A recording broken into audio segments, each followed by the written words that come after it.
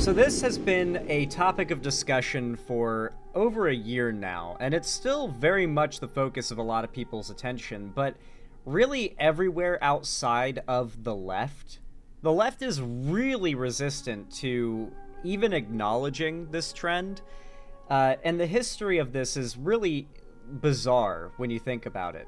Go back to about a year and a half ago, and people start to have conversations about some data that's gaining some traction online. The data itself is questionable due to its methodology and collection. There's certain aspects of it that are definitely not make it seem like it might not be worth taking 100% to heart, and so many people did not.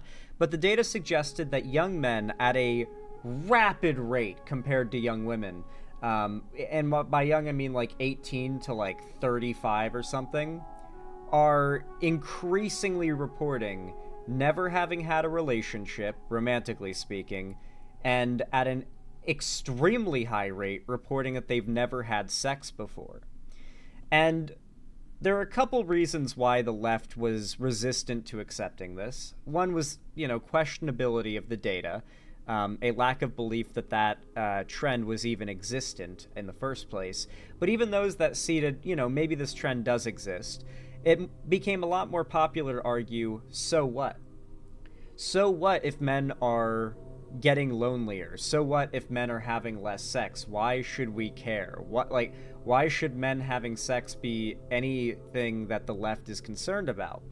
And you can have that opinion, but all the while, the right made it very much their concern that men are lonely. It very much made it their concern that men are having less sex. And in response, we saw men flock around figures like Andrew Tate and other red pill people like crazy. And the right saw a massive boon among young men as more and more data came out, basically validating what we had found out before and confirming that at a rapid rate, men are getting lonelier and they're having less and less sex, if any at all.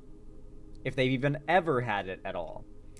And to this, it's gotten to the point now where despite the left's resistance to talk about it like it's an issue that matters, and the continued growth of incel sentiment among men, especially younger men, it's literally a meme now that men are lonely and sexless. So much so that of all channels, Lessons in Internet Culture just put out a new video that I've been requested to check out called The Insane Rise of the Male Loneliness Epidemic. So, you probably heard memes about the cure to male loneliness and whatnot. It's become such an undeniable trend and such an undeniable thing that's just happening that now you've got meme channels talking about it. So let's learn about the male loneliness epidemic, the cultural influence it's had on people, and see if this meme channel actually does a really good sociological breakdown of this trend. Ironically, I wouldn't be surprised if it did. So let's check this out. Or lessons in internet culture, the not male lessons in meme loneliness culture. epidemic has become a cultural touchstone, as if everyone is obsessed with the idea that men are lonely, that they've been failed by society, and the implications are dangerous. Perhaps you've seen the excellent miniseries Adolescence, covering the story of a young boy who killed a girl after being accused of being an incel. Oh, she's saying he's an incel, Dad. He's 13. How can you be involuntary celibate at 13? I know. Who isn't celibate at 13? Huh? It genuinely does a good job of exploring issues facing kids in the modern era, but it also fits into the pattern of conflict. I've heard this show is really good. I've heard or movie or whatever it's called. People were talking about this a lot on social media, and obviously clips were getting posted all over the place, but like, I want to go back to that original opening TikTok clip we saw. The clip of the girl with like the text in the foreground.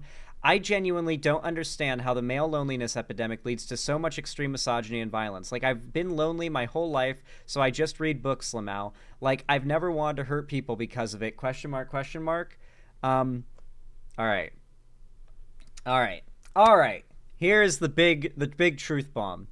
There are very few men who claim to not understand why the male loneliness epidemic is causing a rise in incels, okay? Like, I think to have a proper feminist evaluation of these trends, you have to accept an undeniable reality that women receive so much attention that it's annoying and sometimes, oftentimes, even scary or dangerous. And men receive so little that they starve for it, to the point where just to get any attention, just to feel like they matter at all, many men will do insane, dangerous, or violent things just to get some level of attention. Women have the opposite problem of men in this respect.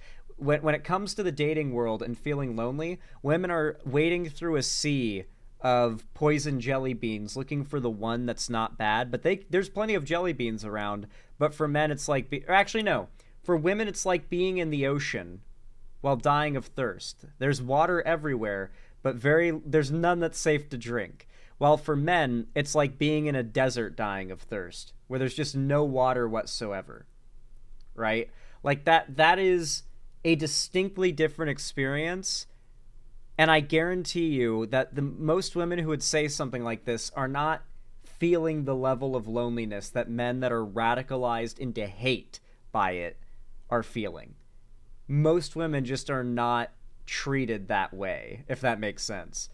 And this is just reality. You know, it's not incel to point these things out. The incels are willing to point these things out, and the left oftentimes shies away. And giving that away to the right, I think, has been one of the biggest failings in the left's war against the incel shit over the years. Failed by society, and the implications are dangerous. Perhaps you've seen the excellent miniseries Adolescence, covering the story of a young boy who killed a girl after being accused of being an incel. Oh, she's saying he's an incel, Dad. He's 13. How can you be involuntary celibate at 13? I know. Who isn't celibate at 13? Huh? It genuinely does a good job of exploring issues facing kids in the modern era, but it also fits into the pattern of conflict between men and women, which is, unfortunately, often exploited online to gain clicks, as conflict between sexes is easy to exploit for outrage engagement. This is completely true, but on top of that, you've got a very strong cultural kind of barrier here when it comes to men and women, right? Because when you talk about a story in which a young man is like radicalized and lives a life of like loneliness and romantic isolation to the point where it radicalizes them into violence and a young girl is murdered, a lot of particularly women will see men talking about how this could have been prevented if we acknowledged the male loneliness epidemic. And they see it as men wanting to change the topic of conversation away from the fact that a woman was hurt, a girl was murdered, or a girl was assaulted, and towards how the man or the boy was a victim somehow, and how we needed to talk about what a victim the boy was. And I can absolutely see why it looks that way, and why women and progressives would want to make that argument in response to this being acknowledged. But the fact is, there is a trend, there is a societal movement happening right now that is increasing the prevalence of violent tendencies around women among men. And it's not going to be stopped unless girls are not going to be hurt, unless we acknowledge the root of the problem and try to do something about it. First, you'll hear statistics about men aged 15 to 24 feeling lonelier than ever, often citing a 2021 study showing how 15% of males say they have no close friends, compared to only 3% in 1990. Then you'll see comments from people either agreeing or disagreeing on the reasons why this is happening, with many misinterpreting it as the idea that men are lonely and angry only because they don't have female interactions. After all, the largest demographic that spends the most time on social media is quite young, so anyone who is male and of that age is going to be very likely to click and watch a clip referring to them and their peers to figure out why men are lonely and what it has to do with women. And that's totally fair. Mental illness in young people has been skyrocketing for a long time, especially in terms of depression and anxiety, which certainly does not help with promoting. I think social media plays a very big factor in this as well. Like, there's a reason why. It's like carbon dioxide production by humans and rising global temperatures. The correlation clearly equals causation in this case. Like, man, the more we gave these kids smartphones and access to Facebook and other social media, the more they started killing themselves. Like point by point. It's pretty undeniable. Promoting feelings of connection with others. It's an issue that is particularly pronounced on social media, where people can either talk about their problems or have them compounded. If you can't figure out what to do with your life, just scroll and watch reels. Watching reels will help you figure out what you want to be in life. Achieving your dreams could be just one scroll away. You have to keep watching reels like your life depends on it. We're the only people in existence who can watch reels. It's fucking amazing. You've no doubt heard of incels, involuntarily celibate men who are stereotyped as flying into a rage over not being able to sleep with women, permanently lonely within their romantic lives. Since the 2010s, the media seems to have been consistently referencing them as a blight on society, obsessed with the subculture of men who hate themselves and blame women for it. You'll find endless news stories treating lonely people as a novelty, as if they're freaks and outcasts to be studied and endlessly discussed. Countries such as Japan have even created ministers for loneliness, which makes sense given their culture is famously centered around insane working hours with little room for connection. As such, it would seem loneliness is not just an issue for men, and to call it the male loneliness epidemic is perhaps a bit misleading, given that it seems to be. This is true. Even though the focus has been on men getting lonelier, the stats that show men getting lonelier also demonstrate women are getting lonelier as well.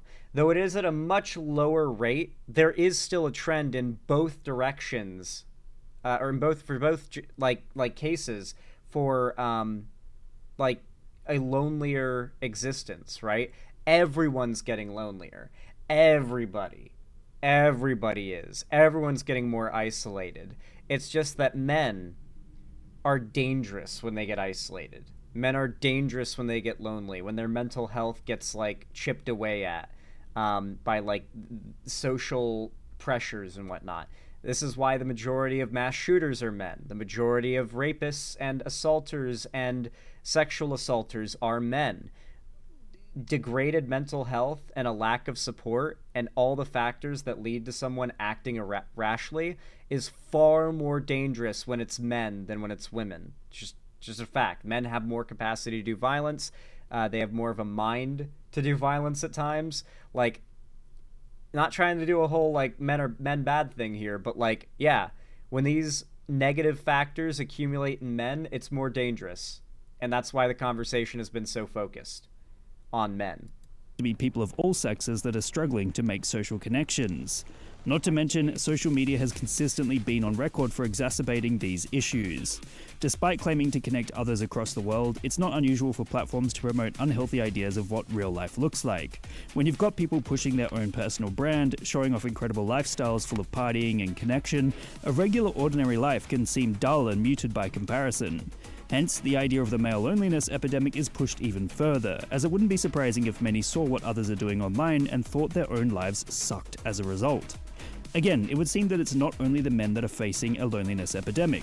If you look back at that original survey that showed men are more likely to not have close friends in 2021 compared to 1990, it seems women are facing this issue also. Yep. Perhaps this ties into the after effects of the COVID-19 pandemic, in which This is very true. There are like, it's jarring. Like that during COVID itself, like from the start of COVID to when lockdowns were really over and normalcy was somewhat restored, there were kids who were like toddlers, not even like capable of speaking yet, that were now like at the end of elementary school going into middle school when COVID was finally quote unquote over. Like the amount of, there is a whole generation of kids that aren't even old enough yet for us to know how fucked they got by COVID. Like in the next few years, that's going to start getting talked about, and there's going to be like evidence and data coming out about that. And it's going to be a whole conversation that's just looming ahead. It's going to be had. 2020 saw many locked inside, potentially stunting the growth of their friendship circles outside of the internet, which would explain why 2021 saw such a large jump in loneliness for young people in that year. That being said, it is worth noting that in 2018, the UK government actually appointed a minister for loneliness, and that position is still held today, so this was certainly an issue pre-pandemic. And in 2025, governments are recognizing that like this trend is leading to a more a powder keg of danger when it comes to like lone wolf radical like violent acts. The government's, it's smart that multiple countries are appointing government positions to acknowledge the social pressures causing these problems, because they are dangerous problems. Study found that US men and women suffer from roughly the same rates of loneliness, so perhaps there's more to the story here when it comes to focusing on specifically the male loneliness epidemic. Perhaps it's just that people are lonely. Yep. You've probably heard of the male loneliness epidemic because it ties into the show Adolescence popping up on Netflix, which exists as a critique of the issues online spaces can have when it comes to exacerbating issues within male-dominated areas. It reflects, perhaps, a fear surrounding this loneliness and what it might drive men to be capable of. The fact that the kid in the show killed a girl basically because he was accused of being an incel and because he was influenced by spaces in digital culture that effectively position women as inferior beings fits in with the idea of men being lonely and thus separate from understanding society. I'm an incel and I try not to hate women, but as a man, it's a torture to try to have a simple walk at the mall or at the park and see them dressing like prostitutes, especially when they have attractive bodies. If they go and dress like that, I'm sorry, but they can't expect respect.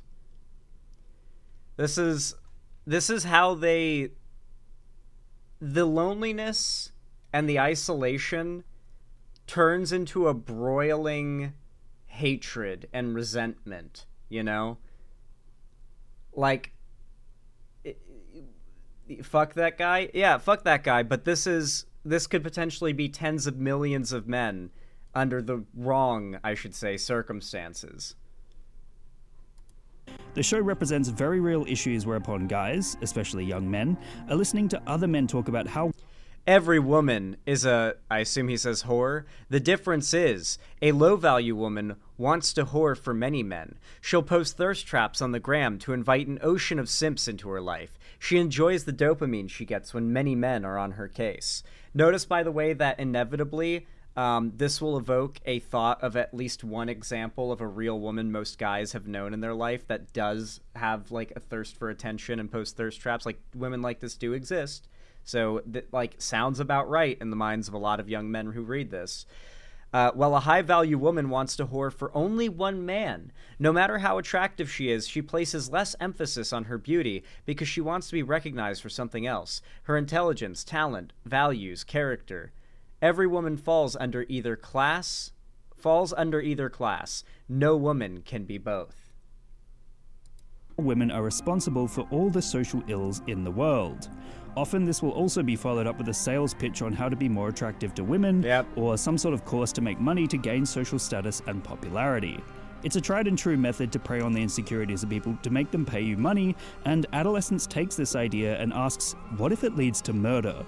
The creators of the show, Stephen Graham and Jack Thorne, specifically note that they take inspiration from that of Andrew Tate, or people more radical than him, and want to explore what would happen if they were cranked up to 11 and influenced young kids. After all, the murdering of women via self-described incels is a very real issue that has happened in the past, especially via chronically online guys who describe themselves as lonely. So it seems Adolescence... You might be able to argue, in a sense... Especially via... So, like, there were a lot of things that happened in 2014 that allowed for 2016 to happen. If you know what that means, you know what it means. Obviously, like, the Gamergate stuff was a big part of it, but I think if it was just Gamergate, I don't know if it would have gotten as big as it did. But simultaneously, Elliot Rodger, like, in that same year, did his mass killing and wrote his manifesto, put out his videos or whatever, and everyone was obsessed with Elliot Rodger because he was this relatively good-looking guy. Like, look at him. That's a picture of him there. He's not an ugly guy who, like, lamented the fact he could not get a date. He could not talk to women. He was very socially awkward. And according to him, women were very cruel to him for that fact that he was socially awkward. And for a lot of young guys, they related to Elliot Rodger because a lot of young guys felt like they weren't bad looking, but they still couldn't be successful in dating. And so when they saw this, like, guy who was fairly attractive who still couldn't be successful in dating, who was so radicalized by his lack of success in dating, this idea that women had gotten so picky that he got so lonely he did a mass shooting. Like, it really inspired a lot of young men to feel a persecution complex around the fact that they are not romantically successful. It's not that they're mad they're not romantically successful, it's that they feel a persecution complex around it. And stories like this, I think, were part of the multiple things that made the right so successful in those years. Chronically online guys who describe themselves as lonely. So it seems adolescence is the eventual coalescence of these anxieties. It effectively demonstrates what would happen if the male loneliness epidemic was specifically about men not having female company. The media's obsession with incels smacks of similar discourse surrounding male loneliness. You'll find comments either making fun of incels or empathizing with their issues, just as you would the male loneliness epidemic. And, as stated prior, you'll find grifters and online personalities trying to tell men that the reason they're lonely is because they don't work out enough and people don't respect them, or they're poor and need to learn how to dropship. But of course, none of this advice is particularly helpful for making true friendly connections. This is because the male loneliness epidemic, and tackling it, often becomes conflated with difficulties surrounding romantic interest. There seems to be a weird obsession with the thoughts and feelings of young men, and of course, this continues to pop up again and again on mainstream media. What started off... You know what's so tragic about it as well? The only solution to the male loneliness epidemic is getting out there and talking to people. But before anyone might feel the urge to do such a thing, even if they are kind of socially anxious, these channels push a nonstop torrent of propaganda centered around scaring men out of doing that. And it's so ubiquitous, and it's so designed to strike at the internal, like, most deeply held fears of men on a social level, that it very effectively scares men out of approaching women, or even approaching strangers in general, to build relationships and to make friendships. And so a lot of young men are scared by these, like, conspiracy theories about women wanting to just lie on men's names and get them in trouble, into thinking it's dangerous these days to just approach a woman and start talking friendly, you know? Like, they're convinced that, like, women are out there hunting for men to get sent to court, you know? Like, there's this very... There's an essence around their rhetoric, around programming young men not to do the one thing that will solve their problem, which is going out and talking to people. As a simple statistic about men not being as likely to have a close friend, eventually veered off into territory about men not having romantic partners. After all, it seems that anything in which men and women are pitted against one another is going to be a topic that draws eyes and ears. And of course, at the heart of the conversation, there's a real fear that incels will lash out against those around them, with the increasing levels of loneliness translating into violence. We've seen the Elliot Rodger references, we've seen reports of incel shooters, and we've now seen adolescents, but the truth is that what started anxiety about the male loneliness epidemic is broader than just men feeling they are owed sex. The male loneliness epidemic has become a beast of many heads. There's fear of what it might mean for the men experiencing it, there's fear men have been failed by society, and there's often fear from men themselves, worried that they're more likely to experience less human connection than others and thus become psychopathic. Despite it often taking the cliched narrative of men versus women, of murderous incels and high-profile influencers like Andrew Tate, it turns out the heart of the loneliness epidemic is due to men and women who are lonely. Not only have there been loneliness ministers employed to tackle the issue from government, but many are less likely to have close friends than a couple of decades ago, as well as say they actually feel more lonely than ever before. That being said, there can certainly be a link between men feeling lonely and not making friends, due to societal pressures to be nonchalant and stoic without cultivating human connection and thus pushing others away. But it's worth noting that the epidemic is not due to trouble in the dating scene as some would have you believe. That's not to say male loneliness hasn't led to issues between genders, and adolescence does cover the disconnect and its consequences well. But the fact is that the epidemic has become something of an exploited issue, pushed by grifters onto those who want to stir up drama and controversy for clicks, instead of working toward encouraging connection between human beings. See you next time on Lessons in Internet Culture. What a good video. I am very happy to say that was a solid video breaking down this trend. Actually included the data and everything. And you know what? Can I just say, what a peak top comment. I am so lonely. The other Viltrumites are scared of me. Perfect top comment. I simply could not imagine a more perfect quote to be at the very top of the comments. Absolutely phenomenal. That's what I like to see. Oh my gosh. You know what? In fact, if you liked this video and you watched all the way this far and you want to let me know you did, comment down below when this goes out on YouTube. I am so lonely. Just leave it at that. We'll know what you're referencing. Trust. I appreciate it. Comments and likes, mind you. Hit that thumbs up button. Comments and likes really do help boost the channel and the algorithm. It means so much. So thank you to everybody who does that.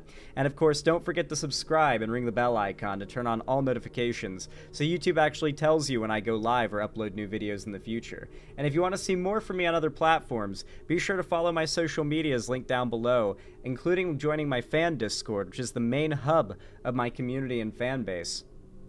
And, you know, I host gaming events, call-in streams, watch parties, and movie nights there every Friday, every week. So I hope you guys can make it. That is the place to be where you won't miss anything. And if you want to support me directly, financially, help me keep the lights on and a roof above my head here at the Xander Hall Studio, then please consider donating, subscribing, or gifting a sub to someone else on my website, xanderhall.com/live, or support me through YouTube, Twitch, Streamlabs, Stream Elements, Patreon, or buy some custom Xander Hall merch through the Streamlabs link down below. Regardless of how you support me, thank you so much for watching, and as always, have a good one.